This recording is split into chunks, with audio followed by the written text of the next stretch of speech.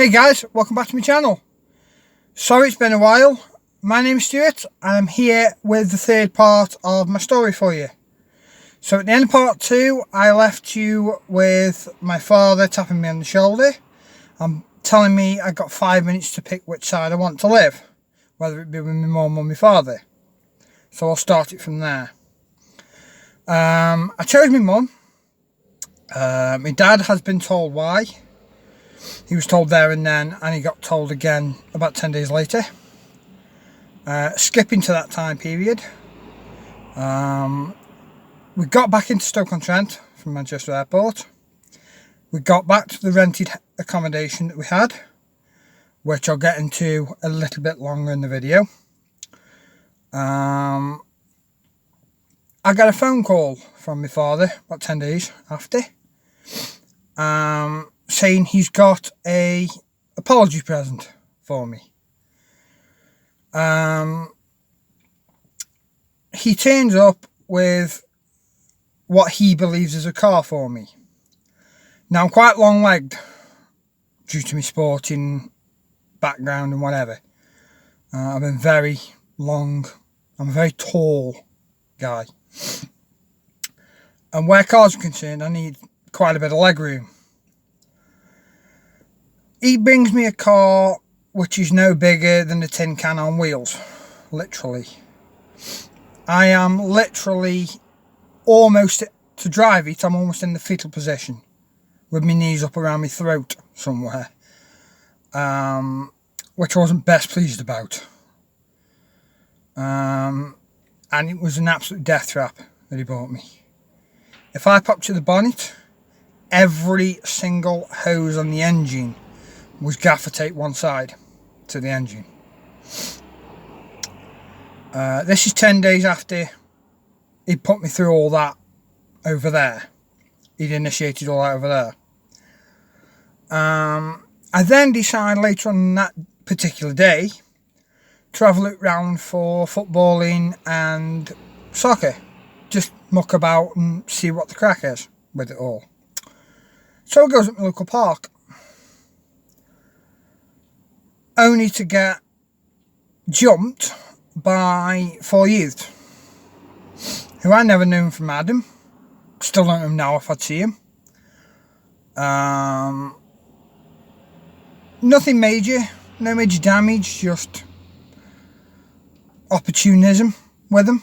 No damage caused, nothing like that. Just a pesky pain in the arse. So I get back home. 2 days later, I go up I find a local snooker, pool and darts club, which I still go to now. It's within walking distance from me. And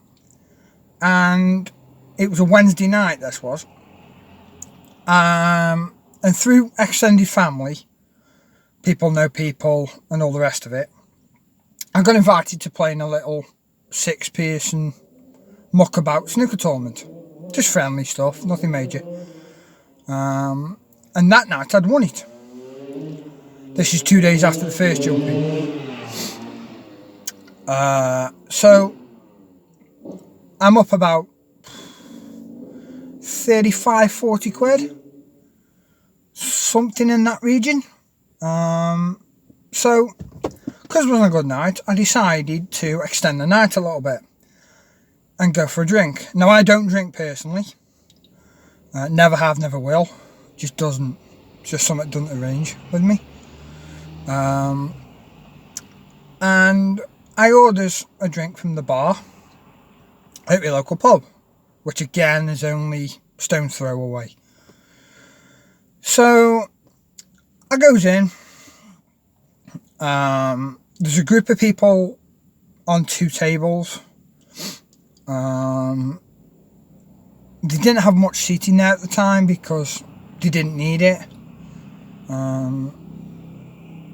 All the locals used to play pool and whatever. Just play stuff in there. So hardly ever sitting down. This one particular night, it was late on. About 11:30ish, something like that. 11, half 11. I orders a drink from the bar. No room to sit down. So I stands up by a table with what I perceived as friends. So I believed. We'll get into that in a second. Next thing I know, unbeknownst to me, I'd been followed in by a total stranger randomly. But he was that high and that dosed up on something. He was that gaunt through his nose and his cheekbones. He'd literally got nothing but muscle, but bone, literally. He was that high and smashed on something. And I was the only one stood up. Who's he go to? 2.5 hours later, I'm coming out the pub by police guard to a waiting ambulance with a fractured eye socket, fractured cheekbone. All within 2 weeks of me actually coming back from all the crap from over there. So that was a good start.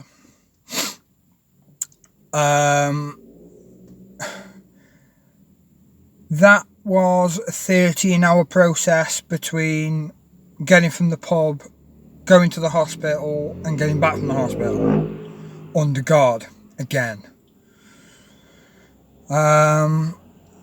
Got through all that. I then find a soccer team. Proper 11-a-side. Well, they did 11-a-side and 7-a-side. I was in the proper 11s. I'd been there about a month, 6 weeks, something like that. So this is now mid-July, early August now. Nothing happened after the assault and whatever. Went through, all the criminal procedures and all the rest of it. And the friends that I so-called at the time didn't even get involved. Didn't leave any statements or nothing. Didn't want to know. So left me high and dry, basically. All that got sorted. We comes to end of July, early August in this soccer team. And racial bullying starts. And it's not just me. Because the squad was 27 strong. And racial bullying starts. And not just the names and whatever. It was black and blue. Proper stuff. It was no, Mickey Mouse, Mickey taking names, all that. I can stand that. It was proper thump bang wallop. And that went on till late November at this point.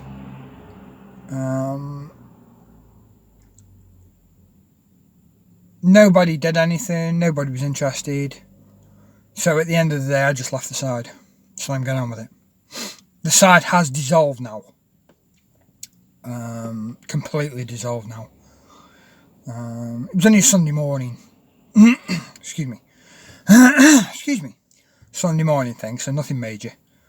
But the side has now been dissolved due to the pub not running anymore. Long story. I don't really know anything about it, so. So that was the end of 2010. 2011, nothing major happens. The only thing major in 2011 was the house started to deteriorate, the renter. To the point of black mould running throughout the house. Landlord not interested. Without the title, I end up being my mum's carer without the title. Because she's well over UK pension age now.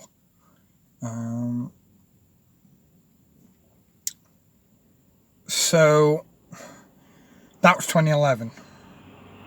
It was just full of chest infections and illness. Not for me per se, but my mother. So I had all that to deal with through 11. Still working. I'd found a job at this point. Customer service. Nothing too strenuous. Nothing that really worked out. The last job I had in 11 finished in November.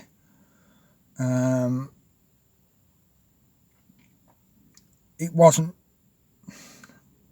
nice. It was just horrible. So that was 2011.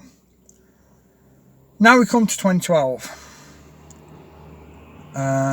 Get a trial at a well-known non-league club in the December, and that's going really, really well. Really well.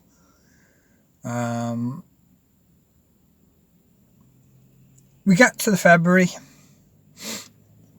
As it happens, February the 12th, and it was a Friday night, and I got another job at a place called Waterworld, which, if anybody knows around the UK, is quite a major attraction water park in the UK. And I'd been there for about a month, 6 weeks at this point. It was okay, nothing major, it was okay. And this one particular night, it was a Friday night, and on Fridays I do late, which is 12 noon till 10 o'clock at night. And they had a phone party in the pool. Now, they're only allowed between 1,500 and 1,800 people on the rota basis, in and out. That night, they had nearly 12,000 people on the rota basis that night. They had the 1,500 people in the small pool alone. Now, they had a small pool, a large pool, a kids pool, and the attraction pool, bar the attractions as well.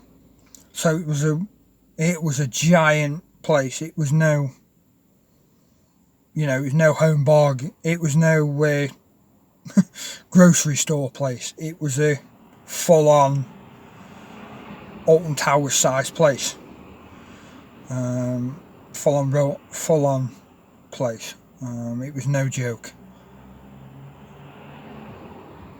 And that night, I'd done 35 industrial size bin bags of crap, litter, rubbish, you name it, had been thrown about the place, and all the rest of it, food and everything.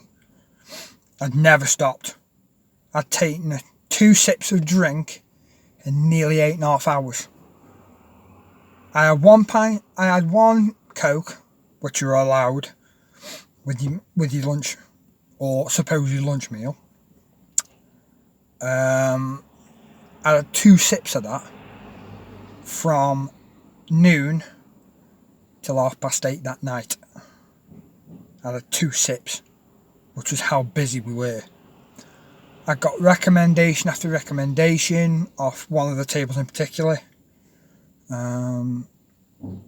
because they were there pretty much the whole night as I was there, literally pretty much the entire night. Christ knows how much money they'd gone through. I've no idea how much money they'd gone through. They'd been in there the entire night. And I had a work injury where I tripped off a step no bigger than, I don't know, your front door step. When you go through your door and drop off your step, no bigger than that. Mid-transition, so all on one leg. There's my leg, and my foot decided to do that. But instead of coming that way, it went that way. So I'm sat there with a foot that's now there. It's literally almost 180 degrees to my leg, inside out. So it had made quite a mess. Somehow that night, they don't know and I don't know how the hell I got back home that night. So that was 12.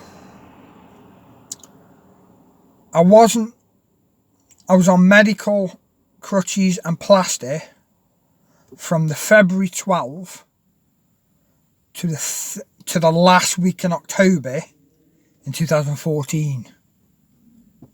So I'd done over 2 years. I was coming up for nearly 3 years. It was about 30 months, roughly 31 months in hospital physio and plaster, roughly. It was frightening. So I'd done quite a fair chunk of it.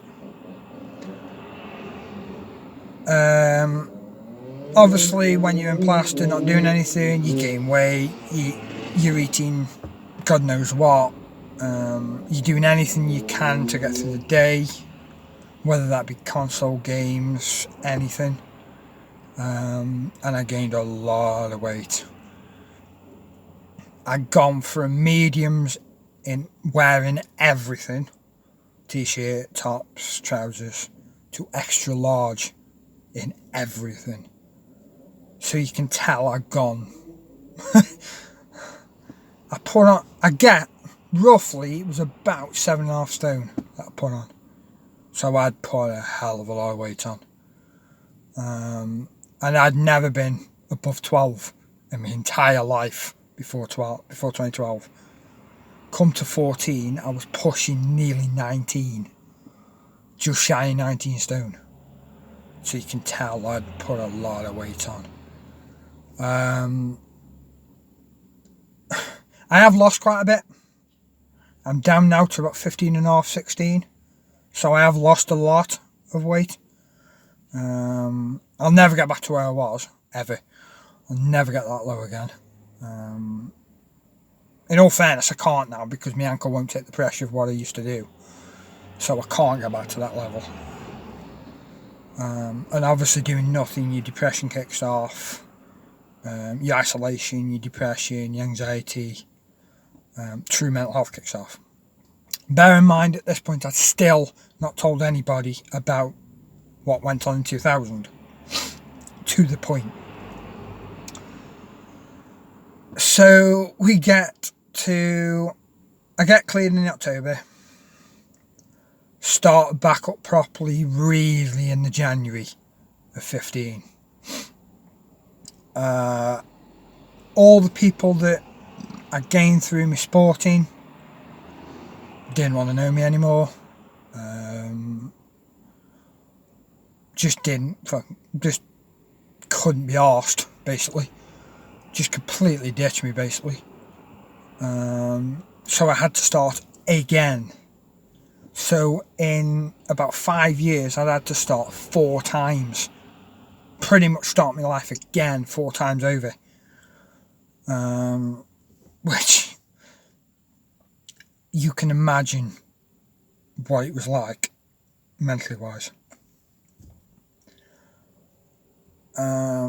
Nothing really happened early 2015. Then we come to the June of 2015, and I found a mental health place called Changes. And Changes are a peer support group that run certain courses belonging to mental health. And I was put on a course called Mindfulness. Now, if anybody knows mental health, knows courses into mental health, mindfulness is a lot to do with role playing. certain scenarios, blah blah blah. So we get to, now I'd only been there about a month, 5 weeks. Yeah, about a month I'd been there. I'd found it in the late May, and this is probably second week in June, so I'd only been there about a month, just shy of a month. And I got invited on it, so I went, with the mindset of everything helps.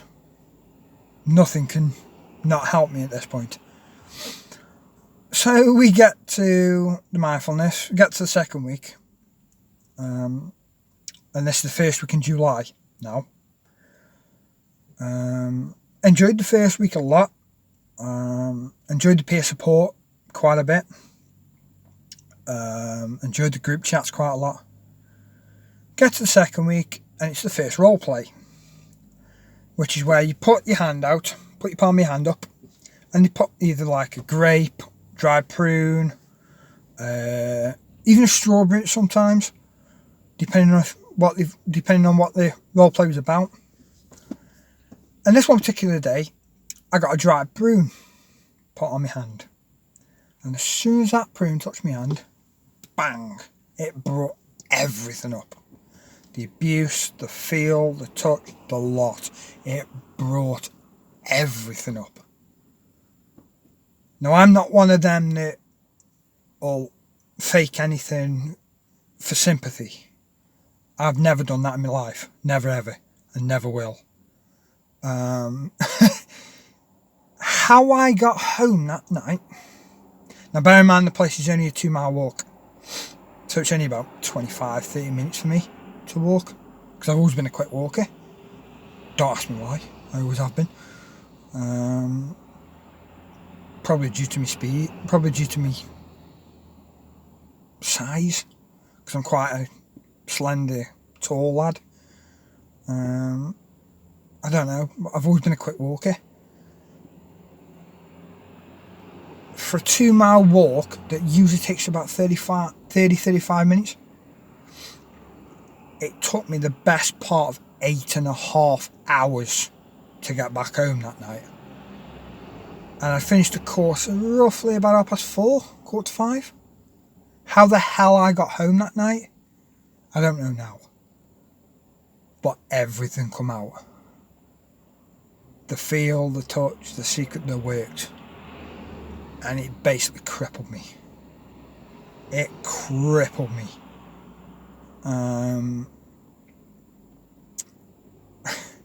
I broke down.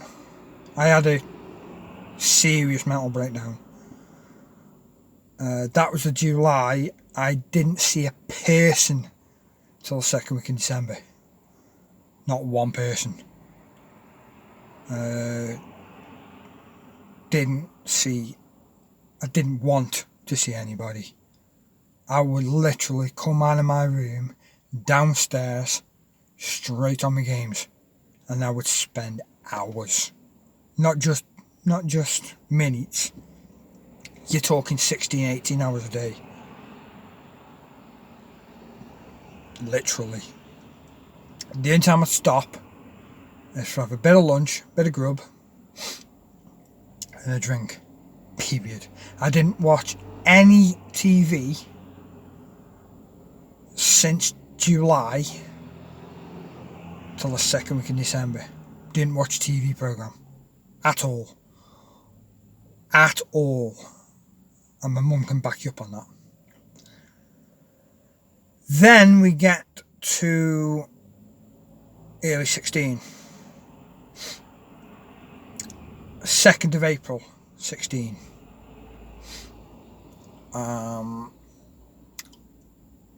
Where I got that low, I tried to take my own life. Literally. The only reason that I didn't at that time was the position I was in. I was literally hanging off a bridge with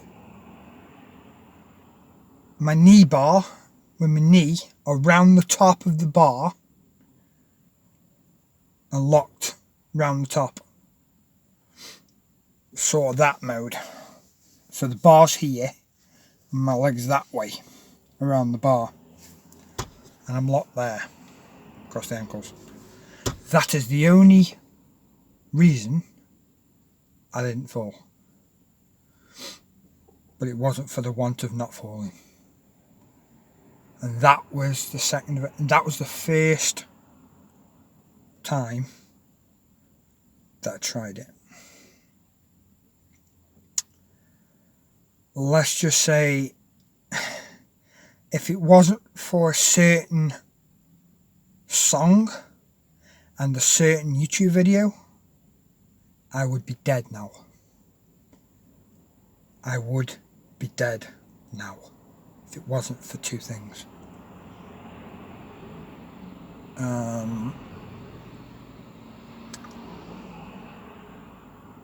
I then get put on 24-hour surveillance from then till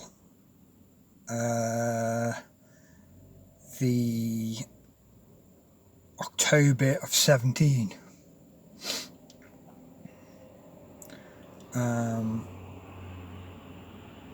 No, sorry, tell a lie. It wasn't the October 17. It was the May of 17. Apologies about that. It was the May of 17. Yes, it was the May of 17. I got put on till 24/7 till the May. When I met my partner. Back when I met my partner properly. I did meet my partner before that, but I'll get into that in the next part. That'll be in part 4. I met my partner properly in the May of 2017.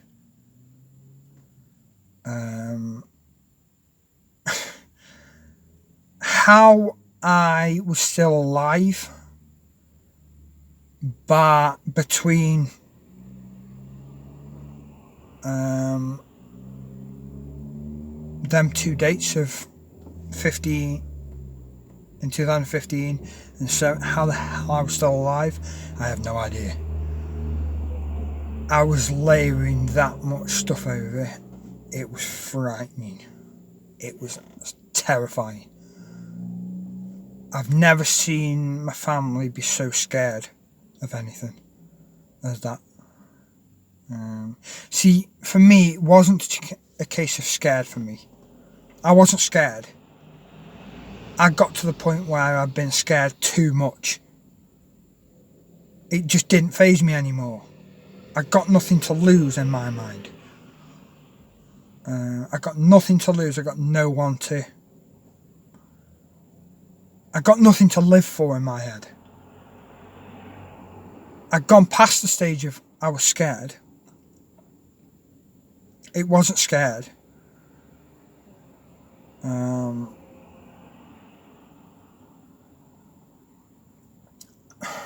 It wasn't scared of it. I was scared of myself. More than it. I was scared of myself. What I could get, what I could actually do. In that mindset. I was scared of myself. It was terrifying. I'll go into more detail in the next part of the video. I will leave it at that. I will leave it at May 17. I will go into more detail in the next part. But as of then, I will leave it for now. Hope if anybody has any questions for me, feel free to leave them in the comments. Please give it a thumbs up. Thank you to all the new subscribers. It means a lot. I'm close to 30. Thank you so much. It means the world that you appreciate it. And I hope it helps you. Take care all, and I will speak to you soon. Bye now.